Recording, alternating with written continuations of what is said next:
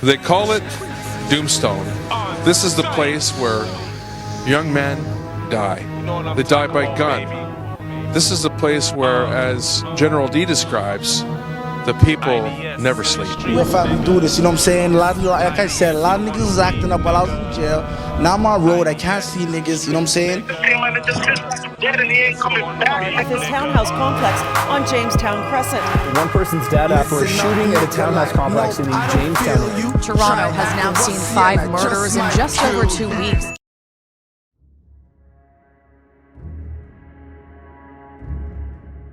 This is Mustafa Omar, otherwise known as Sizzlac or LV. He is commonly recognized for his hit record, Realest in the Six. He had aspirations of becoming one of Toronto's top MCs, but due to his affiliations with the city's underworld, he wouldn't live long enough to see his rap career flourish. The rumors surrounding Sizzlac's criminal career seems to be endless. From being involved in the highly publicized robbery of Drake back in 2009, to being the triggerman of multiple shootings in the notorious block of Driftwood Court, it's not hard to figure out why people wanted his hit so bad. So, on today's episode of Tales of Toronto, we're taking a closer look at Sizzlac's lengthy criminal history and examine what caused his untimely demise.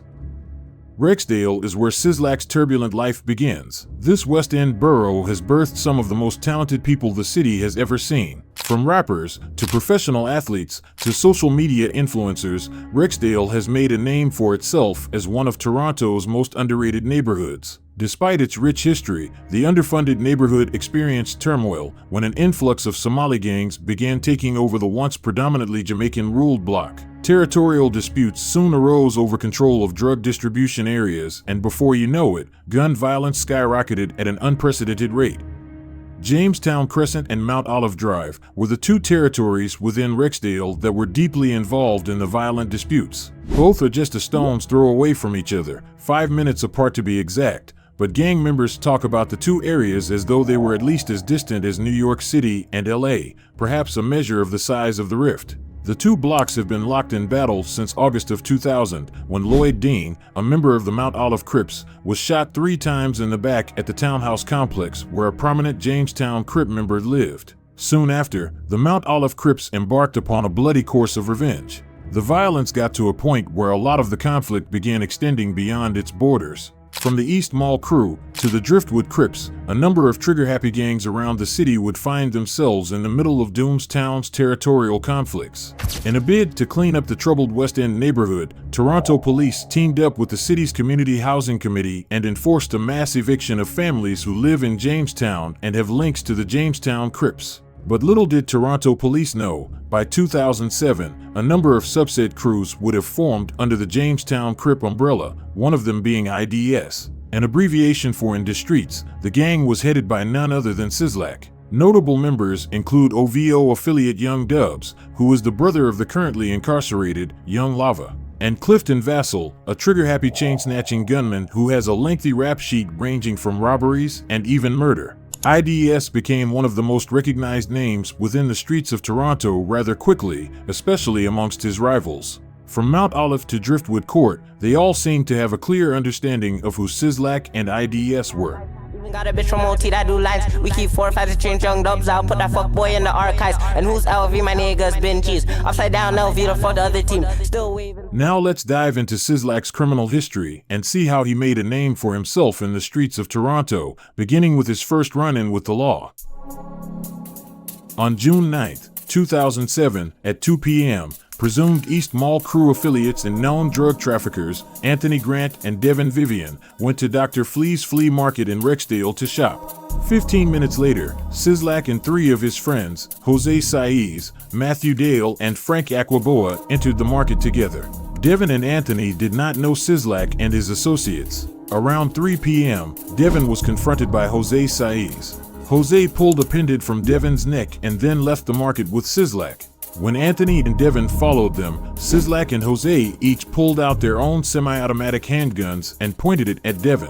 While holding Devin at gunpoint, Jose utters, "What p***?" causing Anthony and Devin to retreat back into the market. Seconds later, Anthony was attacked and robbed of his $1,500 chain by Sizzlac's other associates, Matthew and Frank. Sizzlac and his 3 friends then left together and went to a nearby Subway sandwich shop, where they were picked up in a Honda by a man by the name of McFerrin Patty. Meanwhile, Anthony and Devin left Dr. Flea's and headed home in Anthony's Mercedes-Benz SUV. As Devin was driving in the center lane of Kipling Avenue going south, a Honda pulled up beside them in the curved lane. It was Sizzlac and his associates. Jose Saiz taunted Anthony and Devin by holding Devin's stolen pendant out the rear driver's side window, while Sizzlac flashed his handgun. Wanting his pendant back and angered by the taunts, Devin turned right onto John Garland Boulevard and followed the Honda. As soon as Devin pulled up alongside the Honda, Anthony pulled out a handgun from the glove compartment of his car and fired 13 shots at Sizzlac and his associates. Jose Saiz was hit 6 times and was killed instantly, while Sizzlac, McFerrin Patty, and Matthew Dale were wounded. Miraculously, Frank was left unscathed. Devin and Anthony sped away from the scene and 3 days later fled to Jamaica. Both were eventually arrested and returned to Toronto. They were initially charged with first-degree murder, but after successfully appealing and later testifying, they were found guilty of second-degree murder and 4 counts of attempted murder. Although they received a mandatory life sentence, Anthony is eligible for parole in 2025 and Devin in 2020. Their current incarceration status is unknown.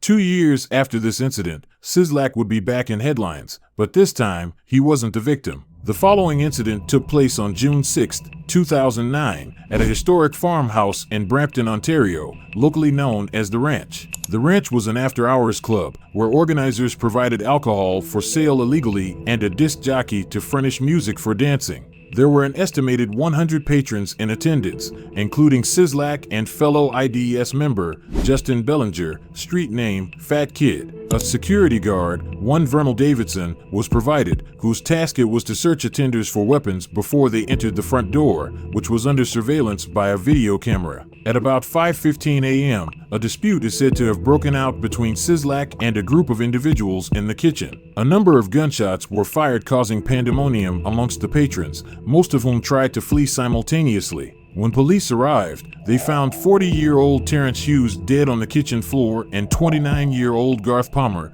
dead on the driveway leading to the front door of the building. Both died from gunshot wounds. 6 other people, including Justin Bellinger, also received gunshot wounds that were not fatal. Bellinger was shot in the chin but fled the scene. He was found 1 kilometer from the ranch by paramedics who were en route to the ranch to attend to injured patrons. He was tended to, then later arrested at the hospital and charged with 2 counts of second-degree murder. Sizzlac also fled the scene, but was arrested later that month and hit with the same charges. Shortly after his arrest, Bellinger had a lengthy interview with police and provided an exculpatory statement. In that statement, he admitted that he and his co-accused, Sizzlac, were friends and had arrived together at the ranch. Bellinger then admitted him and Sizzlac were in the kitchen where the shooting occurred. Forensic evidence also determined Sizzlac's DNA was found on his baseball cap, which was found at the scene. That hat was covered with blood from Garth Palmer. With the evidence collected, Bellinger and Sizzlac were in deep trouble.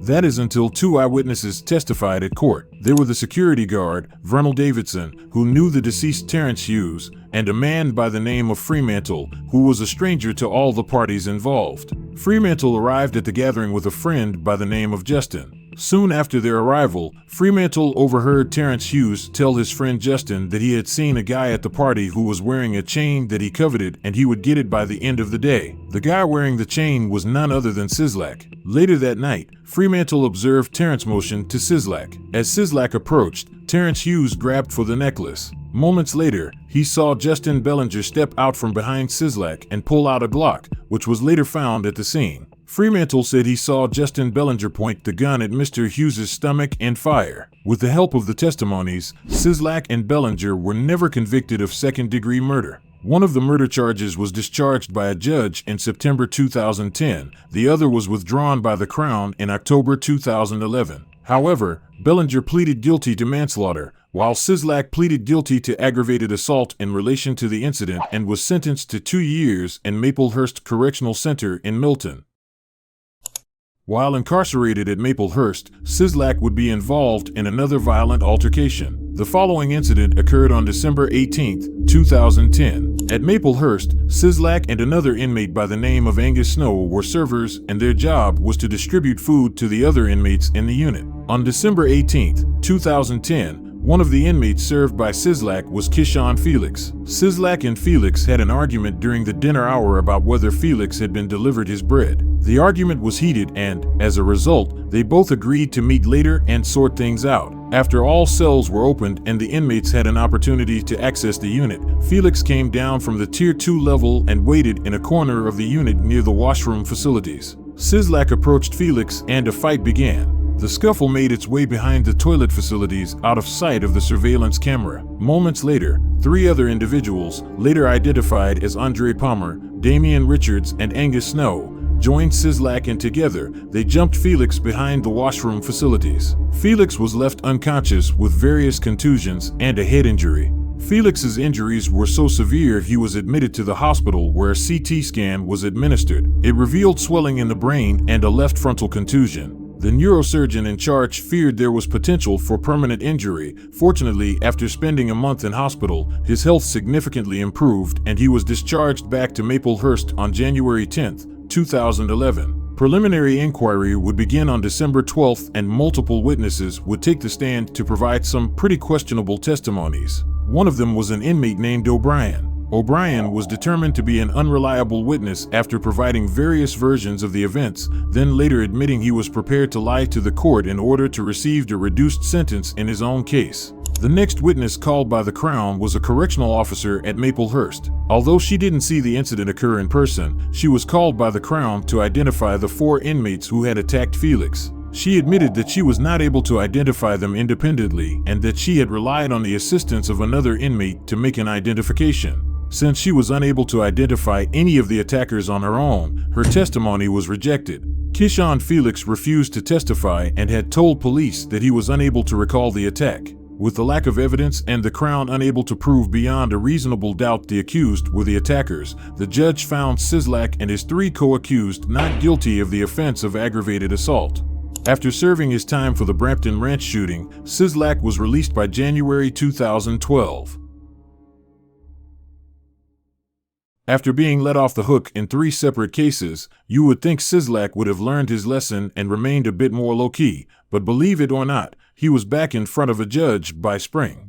On April 7, 2012, Saskatoon's drug unit received information from confidential sources indicating several people were trafficking in a dial-a-dope operation. A dial-a-dope operation is a manner in which drugs are often distributed to their customers. The seller and buyer will contact each other by phone and arrange to make an exchange at a predetermined location. By May 2, 2012, Saskatoon police would receive search warrants and proceed to conduct a 10-hour criminal surveillance operation involving 12 police officers. During their surveillance, officers witnessed Sizzlac and 3 other men conducting a full-blown drug trafficking operation at multiple hotels. Confidential informants further revealed a gold Malibu was being used for their drug operation and soon, it became the target vehicle. Officers witnessed Sizzlac in the target vehicle, interacting with multiple men outside of a hotel, one of them carrying a white Foot Locker bag. Some hours later, several people began going in and out of one of the units, which officers believed was a sign of drug trafficking activity. With the information provided by the confidential informants along with the evidence collected during their surveillance operations, Saskatoon police believed they had reasonable and probable grounds to take down Sizzlac and his accomplices. Sizzlac, Mohammed Aden, Raldo Thompson, and Anthony Durant were jointly charged with possessing for the purpose of trafficking and possession of proceeds exceeding $5,000. At the time of his arrest, Sizzlac was found with a few $100s, key cards to hotels, 2 cell phones, and a pocket knife, while Mohammed, Raldo, and Anthony were found in possession of the white Foot Locker bag. It contained a Pyrex measuring cup, a box of baking soda, and a table knife, which officers indicated were common tools of the trade used by cocaine traffickers. On January 27, 2014, trial would commence. It involved the testimony of an expert witness and 19 police officers. None of the accused, including Sizzlac, testified. By the end of the 8-day-long trial, Sizzlac was acquitted of all charges. The judge's reasons for acquitting Sizzlac are as follows. Upon arrest, no drugs were found on him. There was no evidence beyond a reasonable doubt that he at any time trafficked in any drugs on May 2nd. The paraphernalia found in the gold Malibu was left there by the registered owner of the vehicle, a man by the name of Omar Hyred, who was also seen in the vehicle. There is also no evidence suggesting that Sizzlac must have known the paraphernalia was there. From being in the company of his co-accused on May 2nd and having possession of a key to room 230, where the drug trafficking is said to have taken place, Sizzlac has clearly placed himself in a position which gives rise to suspicion. But suspicions or conjecture cannot replace proof in criminal matters. Therefore, the court was not satisfied beyond a reasonable doubt that Sizzlac had knowledge or control of the drugs in room 230. And so, Sizzlac was acquitted of all charges. However, his troubles that year were just beginning. Hundreds of people ran for cover overnight as gunfire erupted outside a nightclub in Liberty Village. 3 people were shot and another victim was run down by a car fleeing the scene. Chaos ensued. Everybody was running away from the parking lot. One woman ran right onto the street at Liberty and Fraser Avenue, and she was struck by a car. Now that car... What you know about me? What you know about me? After being released by February of 2014, Sizzlac went straight to the booth. 2 months later, the music video for his hit single, What You Know About Me, would be released. Shot in the heart of Jamestown, the music video features several notable I.D.S. members, from Clifton Vassell to fellow rapper Pyrex. If the raw visuals didn't grab your attention, surely the lyrics will. Gucci man caught a body. I beat who? After beating 3 cases and 2 murder charges, most would begin to feel as if they were untouchable by the law. And for the I.D.S. frontman, that's exactly how he felt. But come Caribana weekend, Sizzlac wouldn't be caught lacking by the law this time. Rather, it would be his East Mall ops once again. August 4th, 2014, at approximately 3:30 a.m., 5 people were injured in a shooting following a Caribana-themed party in Toronto's Liberty Village neighborhood. Police estimate that 10 to 15 bullets were fired in the parking lot behind Lamport Stadium, leaving 3 people wounded, one of them, Sizzlac. It's rumored a man pretending to be a fan walked up to him asking for a pic, but instead of pulling out his phone, the so-called fan pulled out a gun. Moments after gunfire erupted, panic set in for patrons. As everyone tried to escape simultaneously, one person was hit by a car and another was injured during a fight. Fortunately, everyone made a full recovery. 2 males were taken into custody and charged with a number of firearms-related offenses in connection to the shooting. Their identities and the outcome of the case were never revealed. Even after being shot, Sizzlac remained keen on elevating his rap career because it only took 2 months for him to recover and drop new music. October 31st, 2014, Realest was released. It featured fellow Rexdale rapper Richie Peso and Chicago drill rappers and Chief Keef affiliates SD and Gino Marley. Throughout the song, he remained raw and unfiltered, with one of his bars hinting at his chain-snatching ordeal back in 2009. Turned up in the club, I let my chain swag.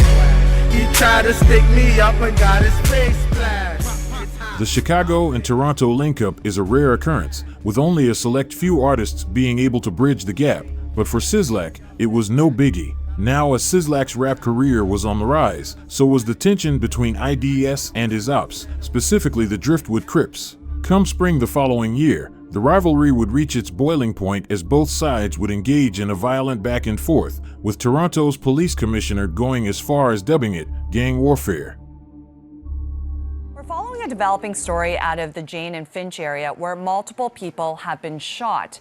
Chopper 24 was over the scene just after 6 p.m. for reports of a shooting at 404 Driftwood Avenue. The call came in at 5:51 p.m. There are a total of 5 victims.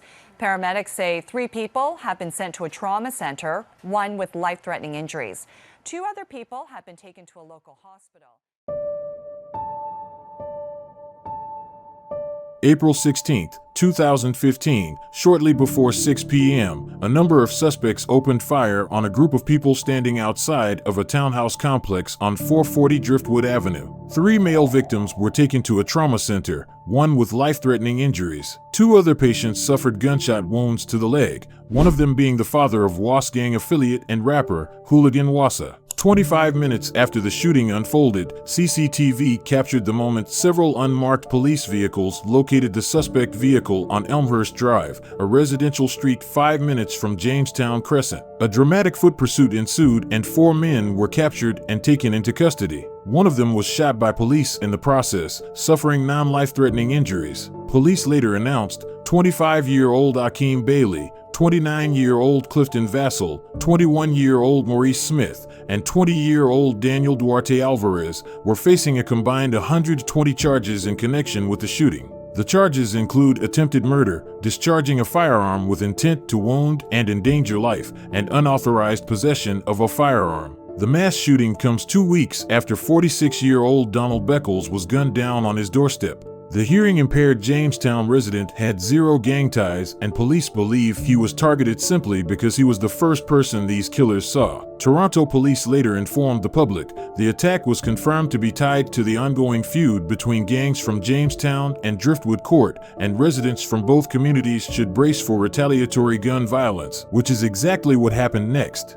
From Driftwood Crip Wasi, who died in a shootout with police outside of a downtown Toronto club, to I.D.S. member Slugga, who was shot and killed a month later at an OVO after party, which also left an innocent woman dead and 3 others injured. The remainder of 2015 seen a number of bodies drop on both sides. As Toronto entered 2016, the war between I.D.S. and Driftwood calmed, and for Sizzlac, it was back to business. On April 20th, he would drop his hit single, Realest in the 6. The lore behind the Murder Beats produced track is rather extensive. The majority of the music video is shot around an infamous Chinese restaurant called New Ho King. Located in Toronto's Chinatown, the restaurant has been the scene of multiple fatal shootings dating back to the early 2010s. These murders have been linked to a downtown gang called Heart of a King, whose criminal activity centered around local adult entertainment establishments and bars. It's widely believed Sizzlac recorded his Realest in the 6 music video at the New Ho King restaurant to diss the gang. In one scene, Sizzlac is even seen lurking in an alleyway behind the restaurant, where it's believed he caught an HOK member lacking. Then there's the lore of Drake's robbery. On May 31st, 2009, Drake was robbed at gunpoint by 2 men in Toronto's Little Italy district, a block away from New Ho King. He was forced to forfeit a chain, an AP watch, and $2,000 in cash. The thieves then hopped into a waiting getaway car, heading south on Beatrice Street. Shortly after, the getaway car was stopped by police for going the wrong way on a one-way street. 3 men dove out to evade arrest. 2 were captured. 1 managed to escape. The driver of the vehicle, Socrates Cotterill, and the gunman, Paul Lelouchu, were initially charged with armed robbery, conspiracy to commit armed robbery, 3 counts of pointing a firearm, and possession of stolen property. But these charges were later dropped. Instead, the men pled guilty to conspiracy to commit robbery and spent 6 months in jail. According to a lawyer involved in the case, the police synopsis lists the unidentified man who evaded arrest as the second gunman.